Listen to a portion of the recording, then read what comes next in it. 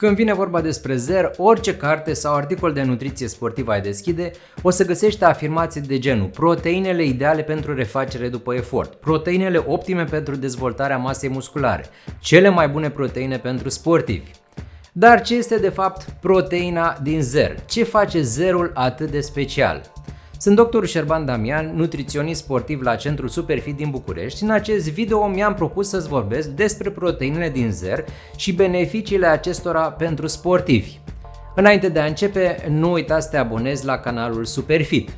Zerul este un produs secundar al fabricării brânzeturilor. Atunci când deschizi o cutie de iaurt, o să observi un lichid la suprafață. Acesta este zerul. Laptele de vacă conține aproximativ 80% cazeină și 20% zer. Mulți oameni spun proteina din zer, însă de fapt este vorba de un ansamblu de proteine pe care le putem găsi în zer. Cum se produce zerul și concentratul proteic din zer? Fabricarea brânzeturilor începe cu laptele proaspăt. În prima fază se acidifică laptele.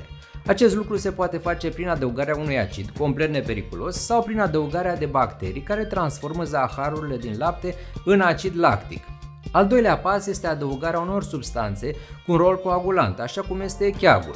În acest fel, cașul, adică partea care conține caseina, începe să se separe de zer, care este fracția apoasă. Dacă îndepărtăm zerul, cașul va forma brânza.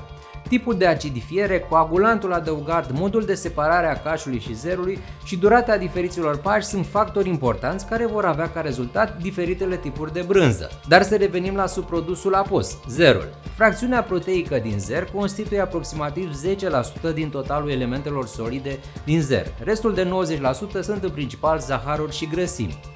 Această fracțiune proteică este un amestec de beta-lactoglobuline, aproximativ 65%, alfa-lactalbumine 25%, albumine serică bovină 8% și imunoglobuline.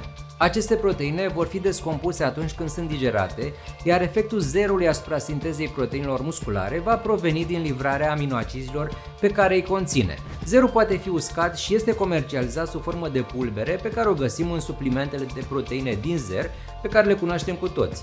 Majoritatea suplimentelor au diverse arome adăugate, iar unele dintre suplimente conțin și carbohidrați care le îmbunătățesc gustul și ajută la refacerea glicogenului muscular după efort. Dar care este cel mai bun tip de supliment proteic din zer? Există mai multe tipuri de suplimente din zer. Diferența principală este concentrația de zer. În unele produse, mai mult de 80% din conținut este reprezentat de proteinele din zer. Acestea sunt concentratele proteice. Ele nu conțin doar proteine din zer, ci și carbohidrați și grăsimi. Proteinele din zer pot fi prelucrate în continuare pentru a elimina carbohidrații și grăsimile, astfel încât să se obțină un supliment cu o concentrație proteică de 90%. Acestea sunt izolatele proteice. Există și alte produse cu o calitate și mai mare numită hidrolizate proteice. În cazul acestora, proteinele din zer sunt predigerate, ceea ce înseamnă că se adaugă enzime pentru a descompune complet sau parțial proteinele în aminoacizii individuali.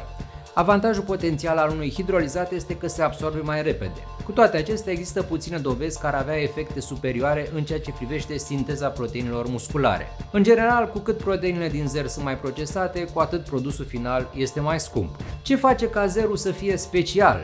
Zerul conține proteine de înaltă calitate, ceea ce înseamnă că are toți aminoacizii, inclusiv toți aminoacizii esențiali. Aceste proteine sunt bine absorbite, ceea ce face ca eliberarea în fluxul sanguin să fie mai rapidă în comparație cu alte proteine. Faptul că el conține toți aminoacizii și aceștia pot fi livrați rapid la mușchi, îl face să fie una dintre cele mai bune surse de proteine de consumat după efort. În comparație cu caseina și proteinele din soia, proteinele din zer au un conținut de leucină și alți aminoacizi esențiali mai mare. Studiile care măsoară rata de sinteză a proteinelor musculare după efort au observat că zerul este mai eficient decât alte surse de proteine, cum ar fi caseina sau soia. Prin urmare, nu este surprinzător faptul că zerul este adesea utilizat pentru a susține dezvoltarea musculară și pentru a limita pierderea masei musculare în perioadele cu aport scăzut de energie. Desigur, proteinele cu o compoziție similară vor avea de asemenea efecte similare, dar atunci când se compară efectele unei cantități fixe de proteine, zerul depășește ușor celelalte proteine. Ar trebui ca toți sportivii să ia suplimente proteice din zer? Pe scurt, răspunsul este nu. Deși dacă 100 de grame de zer sunt comparate cu 100 de grame din altă sursă de proteină,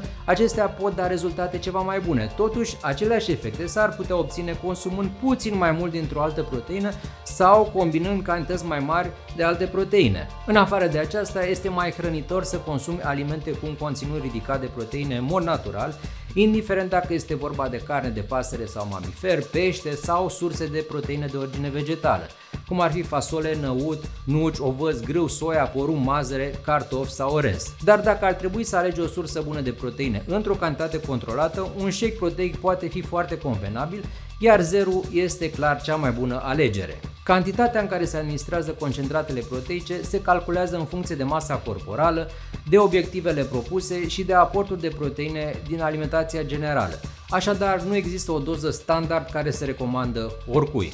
Sper că aceste informații ți-au fost de folos. Vizitează și site-ul nutrițiesportivă.ro, unde o să găsești o mulțime de informații din acest domeniu și nu uita să te abonezi la canalul Superfit.